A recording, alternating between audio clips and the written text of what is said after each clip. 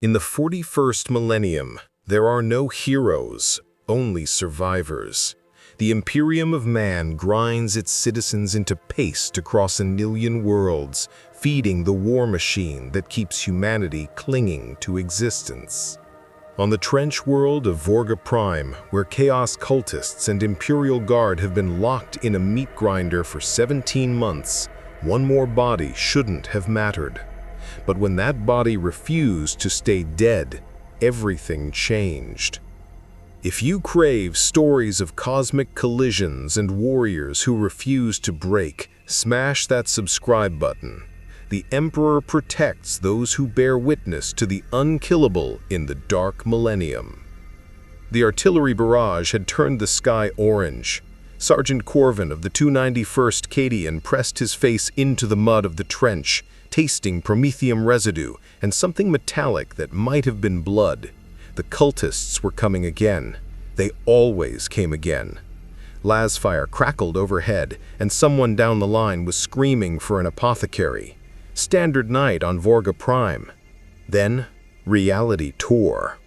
It wasn't a warp breach. Corvin had seen 3 of those in his 2 years on this Emperor-forsaken rock.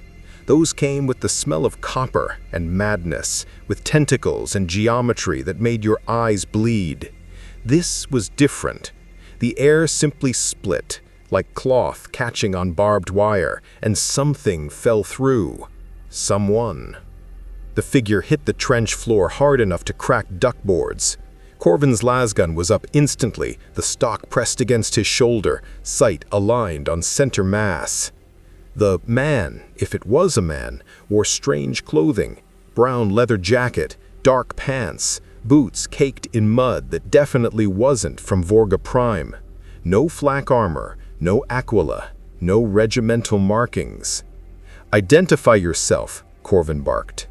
The stranger groaned, pushing himself up on his hands. Blood matted dark hair, but even as Corvin watched, the gash across the man's scalp sealed itself, skin knitting together like time-lapse pict capture. The sergeant's finger tightened on the trigger. "Easy, bub," the stranger growled, his voice like gravel scraped across steel. His eyes snapped open, intense, feral, wrong. "Where the hell am I?" "You're in the Emperor's light, heretic, and you'll—" The cultist attack came screaming out of the darkness. Corvin spun, firing on instinct as the first wave hit the trench line. These weren't the half-starved civilians the ruinous powers usually threw at them. These were true believers, bodies warped by the warp, wearing the 8-pointed star like badges of honor. One vaulted into the trench 10 meters down, chain axe revving. The stranger moved. Corvin had served alongside Space Marines once, during the relief of Hydra Station. He'd seen demigods in power armor move with impossible speed. This was faster. The stranger crossed the distance in a blur, and suddenly 3 gleaming blades erupted from between his knuckles on each hand. Not knives, not power weapons, something worse. Metallic claws that slid out of his flesh like they'd always been there. The cultist's chain axe met those claws. The axe lost. Shattered teeth sprayed across the trench as the stranger drove his fists forward, punching through corrupted flak armor and ribcage with equal ease. The cultist died gurgling, and the stranger was already moving to the next target. Corvin fired. Lasbolts punched through 2 more cultists trying to flank their position. To his left, Trooper Vess was down, throat opened by a rusted blade. To his right, the stranger fought like nothing Corvin had ever seen. No technique, just pure animal fury wrapped in calculated violence. The claws carved through flesh and bone, and when a cultist's axe opened the stranger's shoulder to the bone, the wound sealed before blood could finish dripping. "What in the God Emperor's name are you?" Corvin breathed. The stranger's head snapped toward him, eyes wild. For a moment Corvin thought he'd attack. Then the moment passed, and the stranger retracted his claws with a wet snikt that made every guardsman in earshot flinch. "Name's Logan," the stranger said, wiping cultist blood from his jacket. and I got no idea where I am, but this ain't my war." "It is now." Commissar Helsing's voice cut through the aftermath like a chainsword through flesh. The commissar stood at the trench junction, bolt pistol drawn but not aimed yet. His bionic eye whirred as it focused on Logan, scanning, analyzing. "You will come with me now." Logan's hands curled into fists. Corvin saw the tension in his shoulders, the way he shifted his weight like a fighter ready to explode into violence. The claws didn't come out, but they were close. "I don't take orders, pal." "Then you die." Helsing's bolt pistol rose fractionally. "In the Imperium of man, there is only service or death. You are clearly a mutant. Mutants serve or are purged. Which will it be?" The trench had gone silent. 20 guardsmen watched, lasguns half raised, caught between a commissar's authority and the creature that had just saved their lives. Corvin's Voxbead crackled with reports from other sections. The cultist attack had been repelled, but barely. They'd lost 43 souls in 10 minutes. Logan looked at the dead cultists, then at the exhausted guardsmen, then at the commissar. Something shifted behind his eyes. Calculation mixing with resignation. Corvin had seen that look before, on convicts given the choice between penal legion service and execution. "Fine," he said, the word tasting like poison. "I'll play along. For now." "Wise." Helsing holstered his bolt pistol. "Sergeant Corvin, secure the perimeter. This asset will accompany me to command. The colonel will want to see what the Emperor has sent us." As they led Logan away through the labyrinth of trenches, Corvin heard Trooper Vess's replacement whisper, "Did you see those claws coming right out of his hands?" "Shut it," Corvin snapped. But he'd seen. They'd all seen. And in a galaxy where mutation was damnation, where the different were destroyed, they'd just witnessed something that shouldn't exist survive first contact with the Imperial's brutal logic. Logan's healing factor had saved him from the cultists. I wonder if it would save him from what came next. In the Imperium, being unkillable just meant they'd try harder. Above the trenches, Vorga Prime's twin moons cast sickly green light across no man's land. Somewhere in the darkness, something howled. Cultist or demon, it didn't matter. The grinder would keep turning. It always did. But now it had new meat. Meat that wouldn't stay ground. The command bunker smelled like recycled air, gun oil, and desperation. Logan had been in enough military headquarters to recognize the type.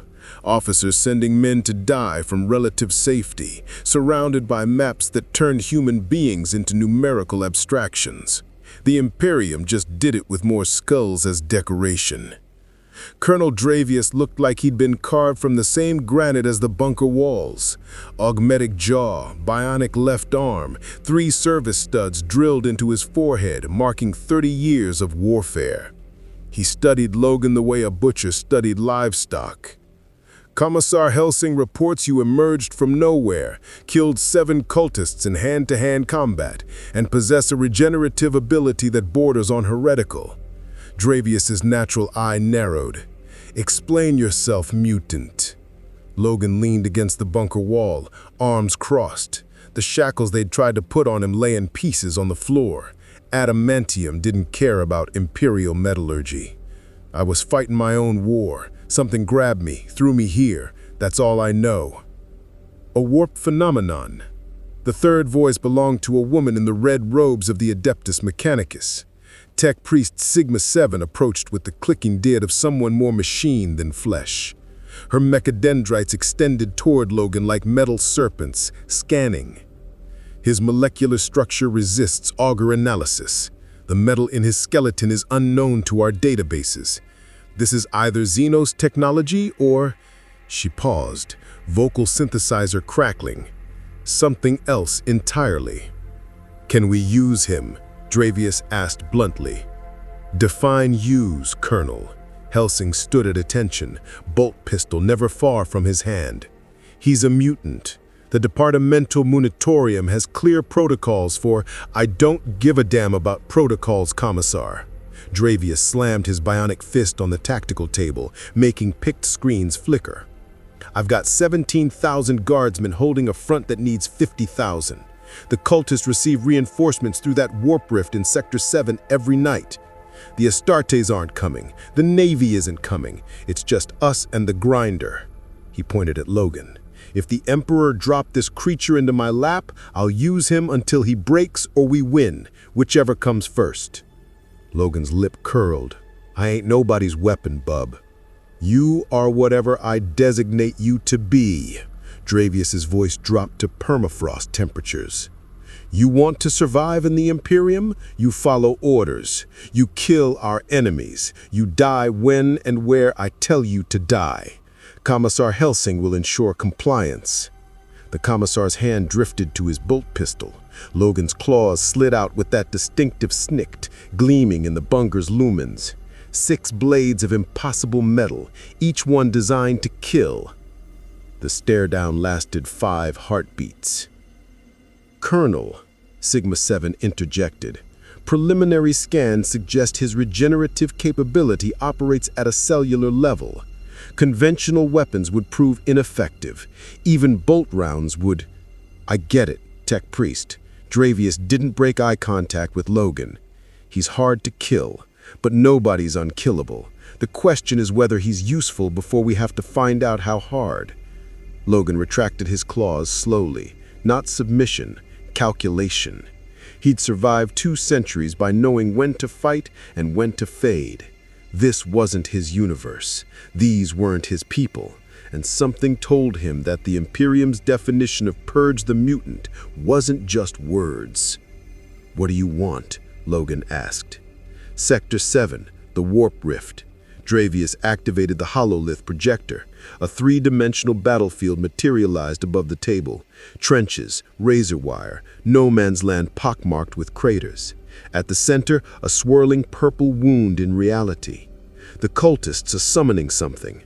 Our psychers died screaming trying to close it. We've thrown 3 companies at it. None returned. You want me to walk into a meat grinder? I want you to survive it. Dravius zoomed in on the rift. Intel suggests a summoning circle at the rift's base. Destroy it, the rift destabilizes. Their reinforcements stop. Simple. If it's so simple, why haven't your space marines handled it? The Astartes abandoned Vorga Prime 6 months ago. Helsing's voice carried barely restrained bitterness. Redeployed to Cadia. We're not important enough to merit their presence. Logan studied the hololith. The tactical situation was a nightmare.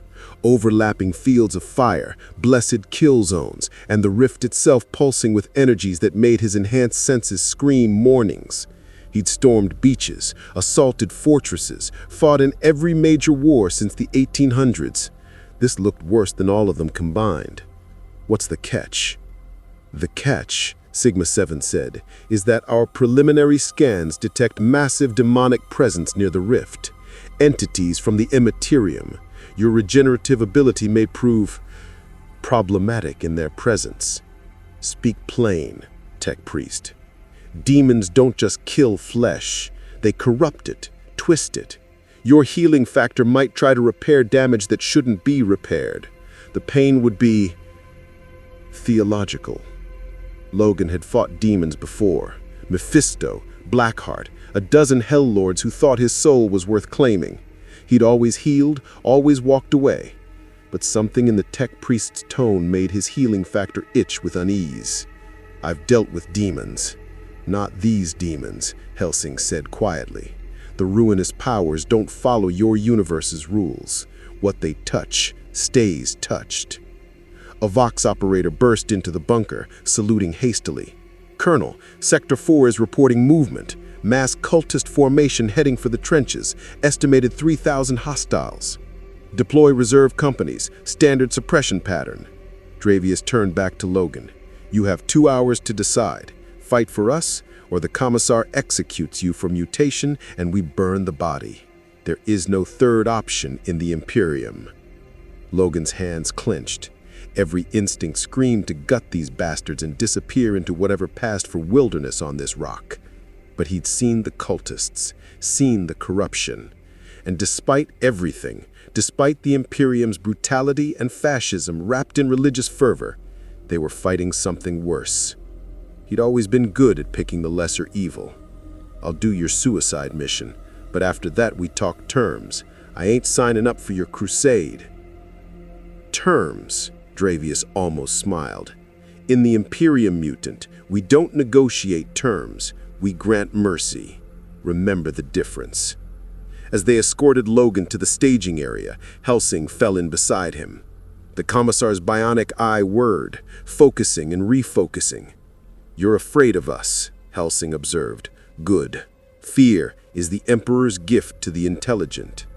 I ain't afraid of you, pal. I'm afraid of what happens when I stop playing nice." "Then we share the same fear." Helsing's hand rested on his bolt pistol. "Because the moment you become a threat to the Imperium, I will execute you.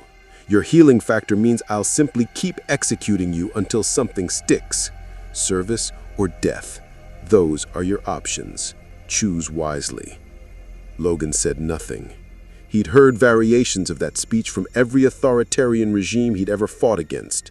The difference was that the Imperium actually had the firepower to back it up. Outside, the artillery started again.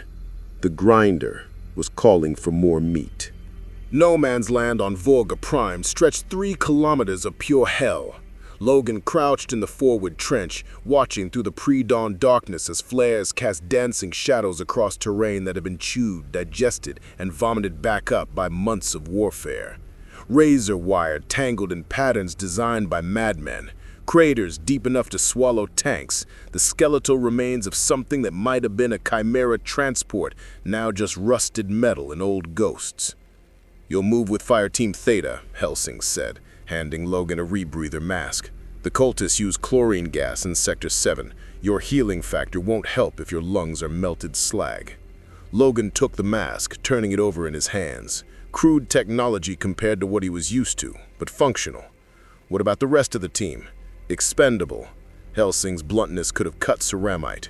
"Their job is to draw fire while you reach the rift. Colonel Dravius authorized acceptable losses at 70%.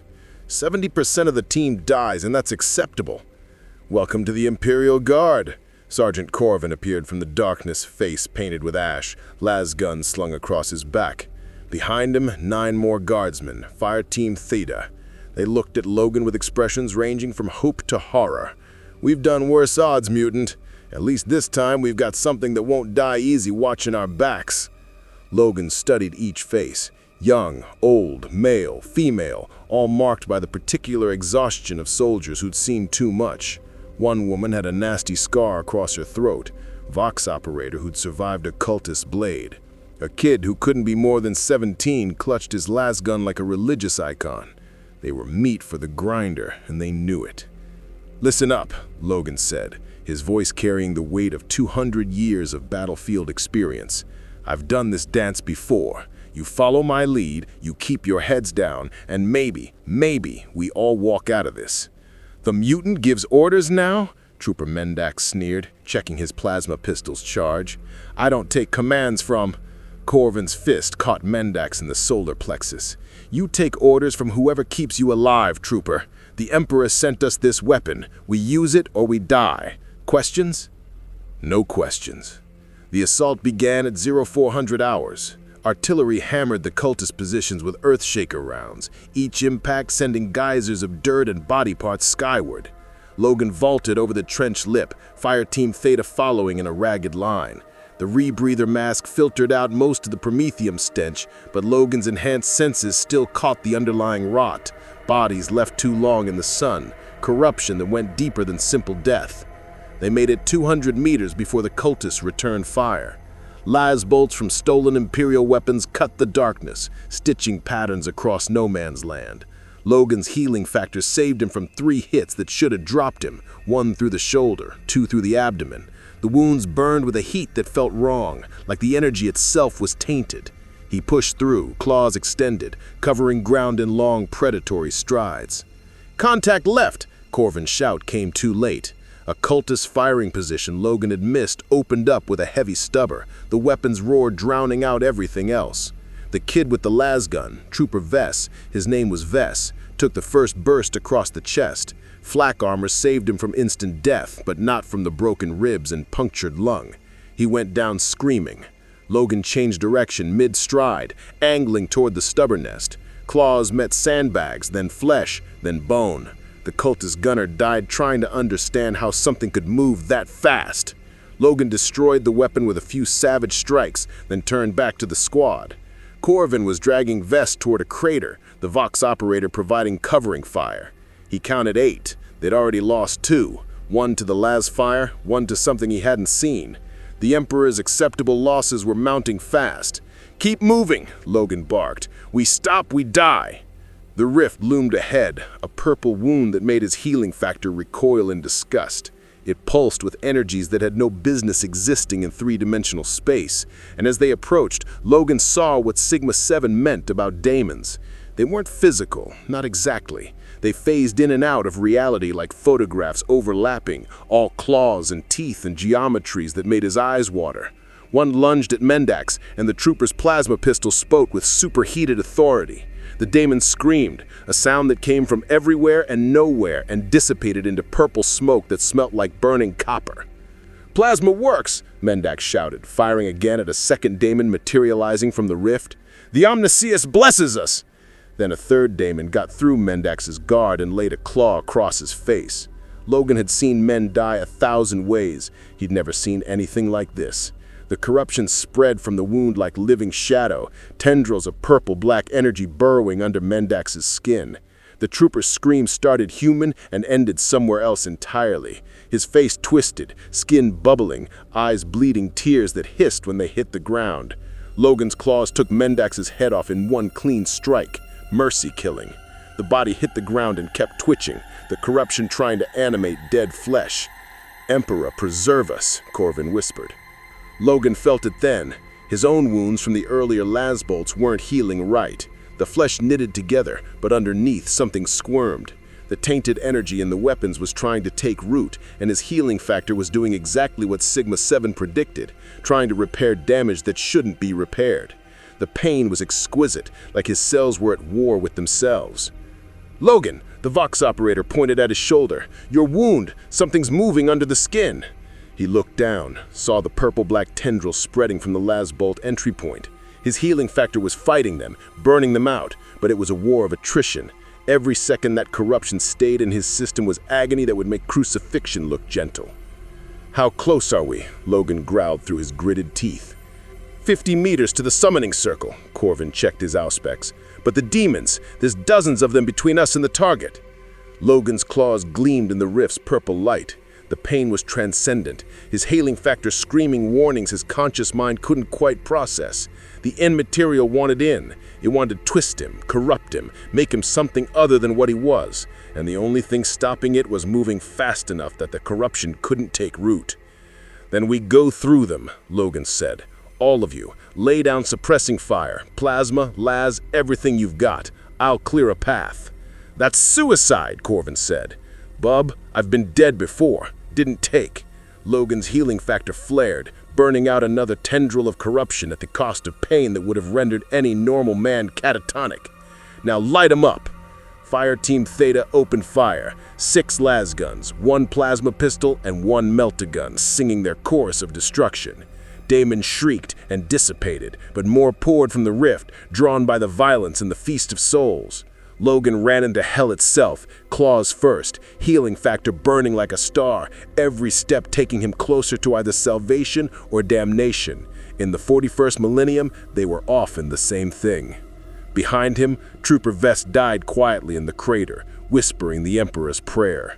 The Grinder claimed another soul.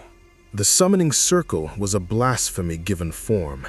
Logan had seen dark magic before, rituals, sacrifices, the whole 9 yards of human depravity dressed up in mysticism. This was different. The circle wasn't drawn, it was carved into reality itself, runes that shifted and writhed like living things, feeding the rift above with the screams of the damned. Hundreds of corpses formed the outer ring, their bodies twisted into positions that served some sick geometric purpose. And in the center, the Chaos Sorcerer who maintained it all. He wore robes that had once been Imperial Guard issue, now corrupted into something that hurt to look at directly. 8 pointed stars covered every surface, and his face, what remained of it, bore the favor of the dark gods. One eye was gone, replaced by a weeping wound that leaked purple light. The other eye fixed on Logan with recognition that went deeper than sight. "The Wolverine," the sorcerer said. His voice layered with harmonics but came from too many throats. "You reek of displacement, a soul torn from its proper hell and cast into ours. How delicious." Logan's claws dripped with Daemon ichor. The corruption in his shoulder had spread to his chest, his healing factor locked in a war it couldn't quite win. Every heartbeat was agony. Every breath tasted like copper and ash. "Shut up and die," Logan snarled, launching himself forward. The sorcerer's laugh could have stripped paint. He raised one skeletal hand, and reality bent. Logan's charge slowed like running through molasses, the air itself thickening into something hostile.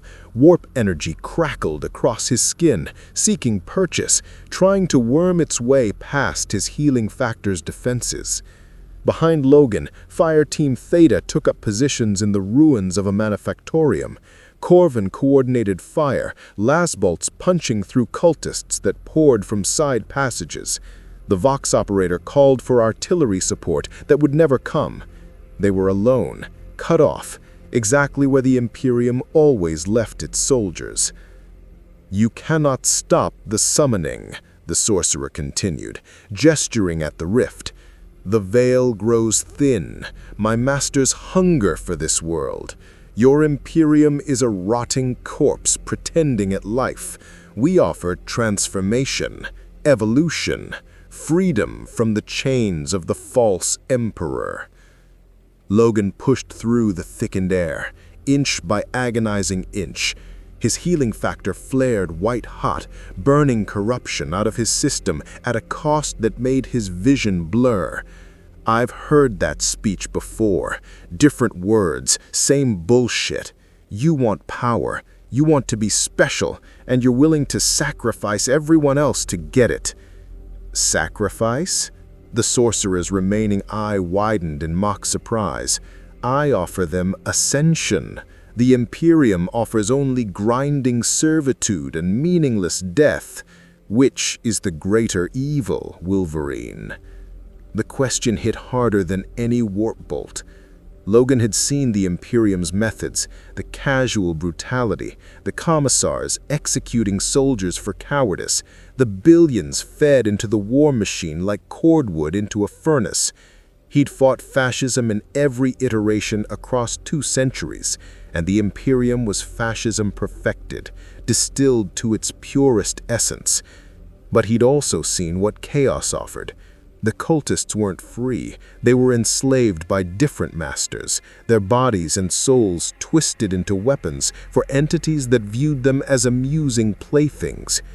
"You're both monsters," Logan said, finally breaking through the sorcerer's barrier. His claws found flesh, driving deep into the corrupted chest.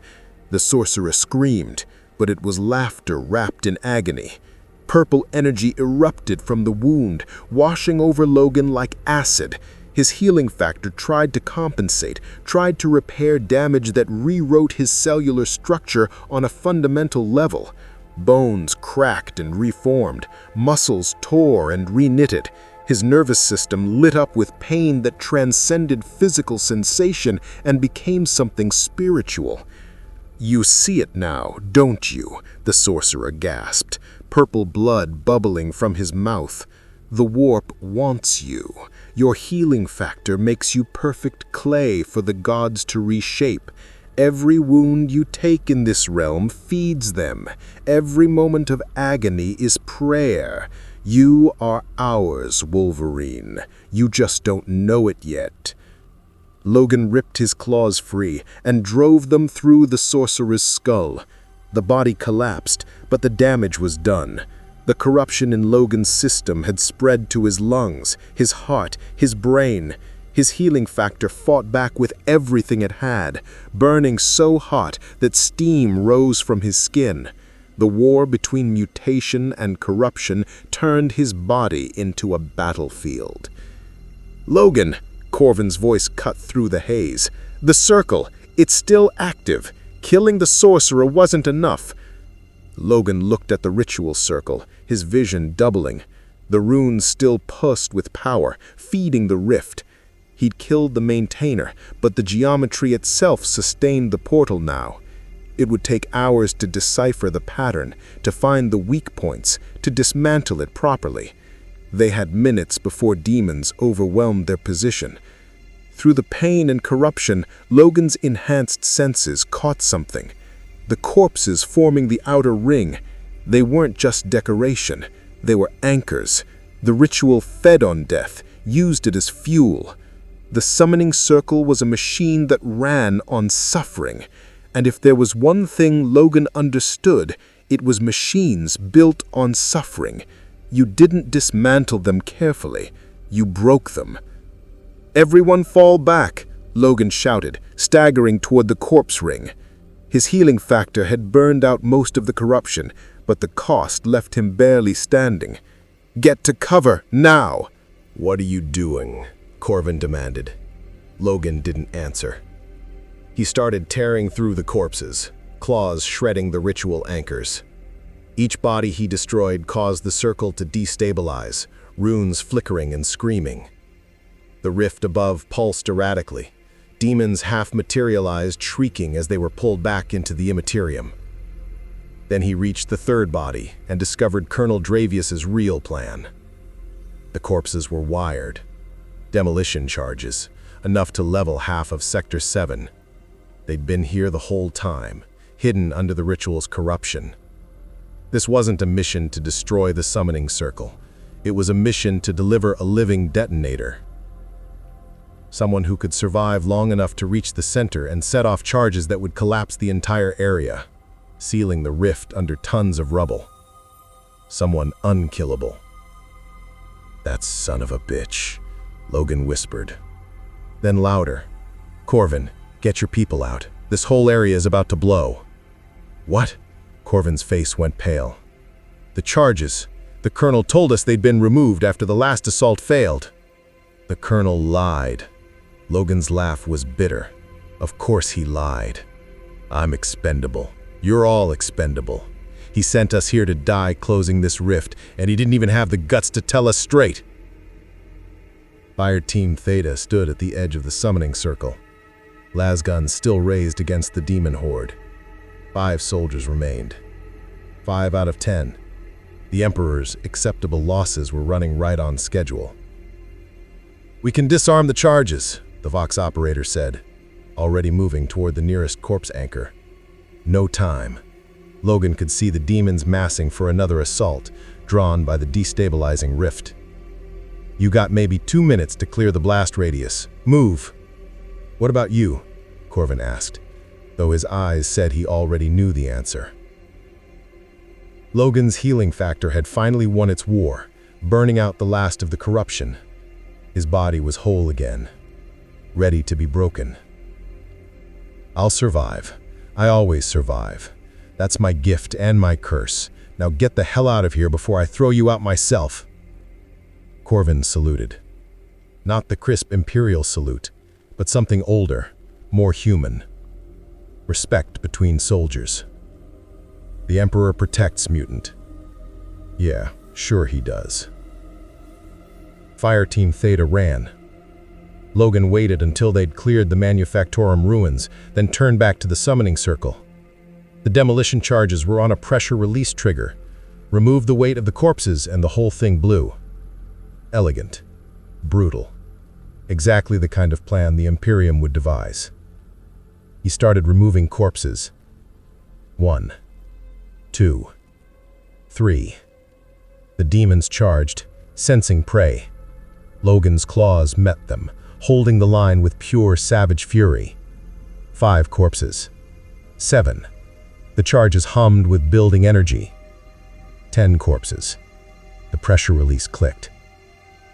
Logan had 3 seconds. He used them to smile. That bitter, knowing smile of a man who'd been used before and would be used again. And then the world became fire. The explosion erased Sector 7 from existence. 15,000 tons of earth, metal, and corrupted stone collapsed into the rift, sealing it under a mountain of rubble. The shockwave flattened trenches for half a kilometer, knocked out Vox communications across the entire front, and temporarily deafened every guardsman within a mile. The warp rift sputtered, screamed, and finally collapsed, severing the Chaos reinforcement pipeline that had sustained the cultist offensive for 9 months.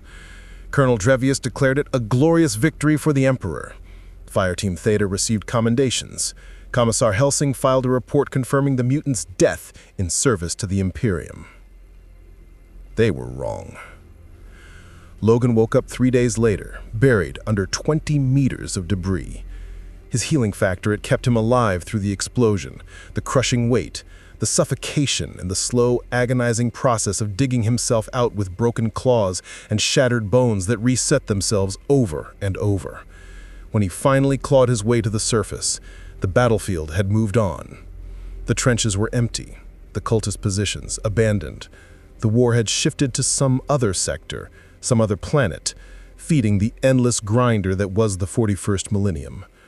Logan stood in the ruins of Sector 7, alone, covered in dried blood and dirt, listening to the wind whistle through shattered metal. He found Fireteam Theta's bodies a kilometer south. They'd made it out of the blast radius. The charges hadn't killed them, but someone else had.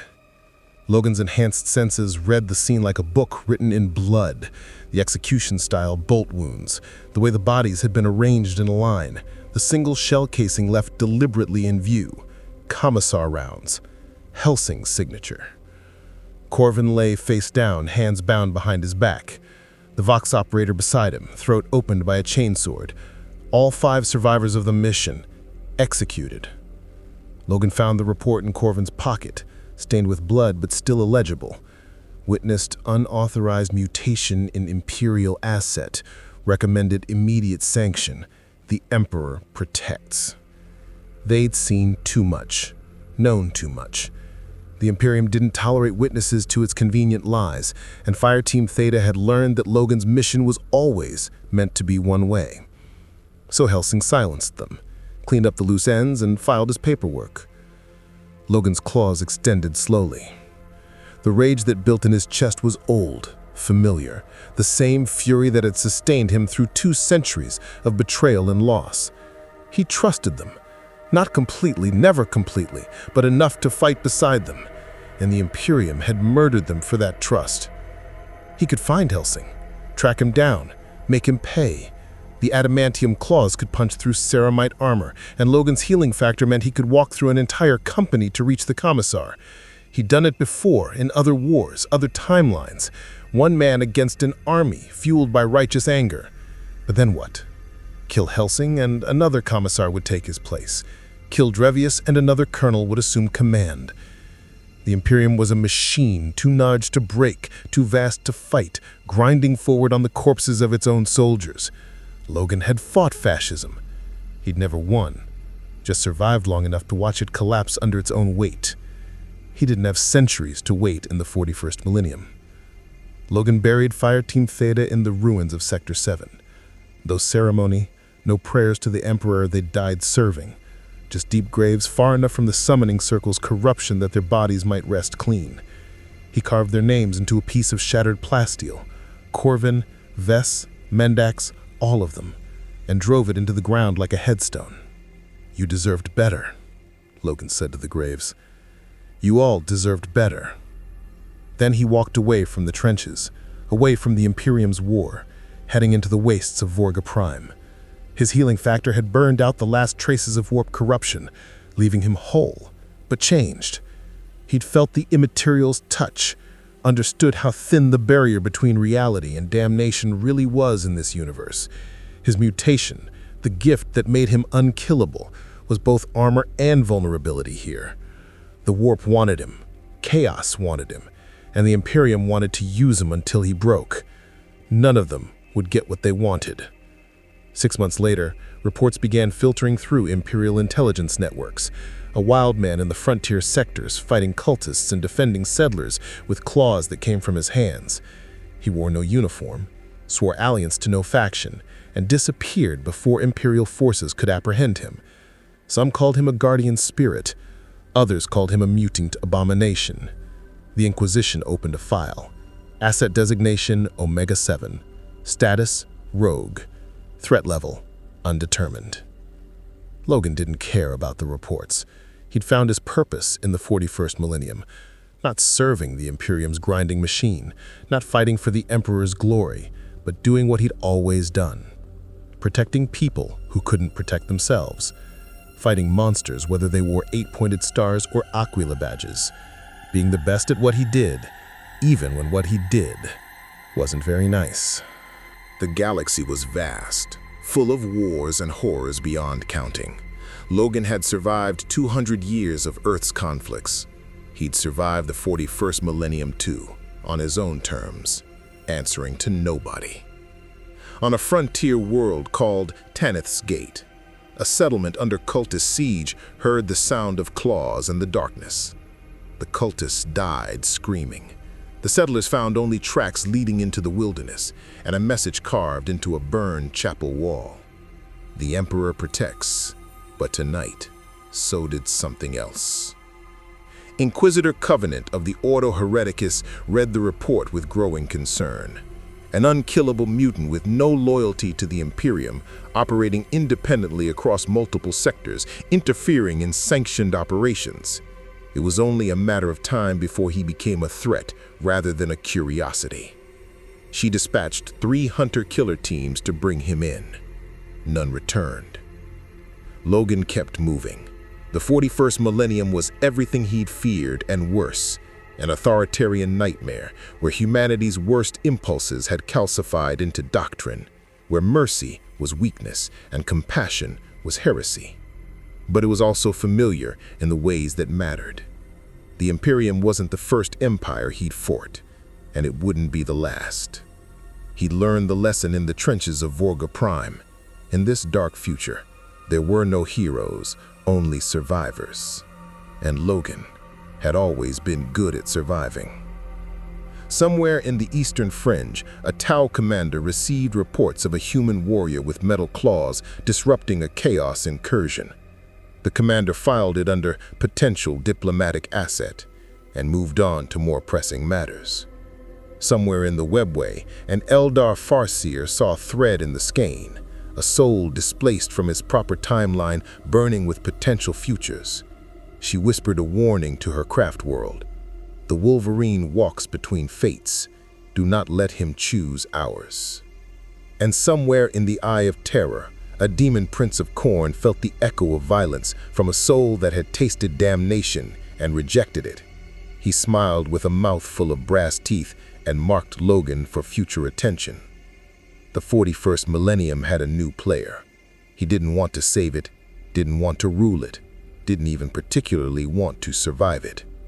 But Logan would endure, one day at a time, one fight at a time, carrying the weight of soldiers who deserved better and promises the Imperium would never keep. In the grim darkness of the far future, there was only war. But now there was also something unkillable walking through it, leaving claw marks across destiny itself.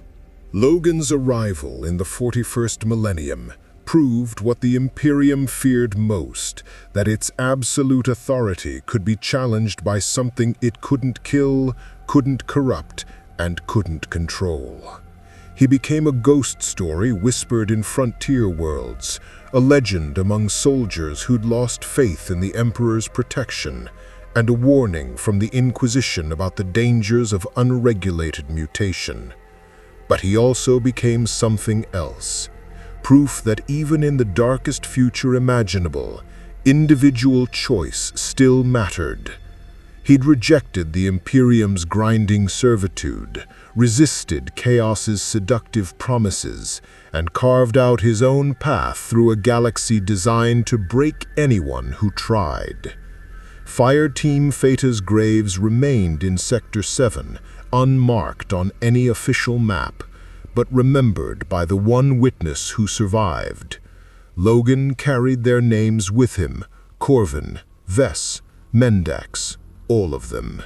A reminder of what the Imperium's victory cost, and why he'd never serve its machine again.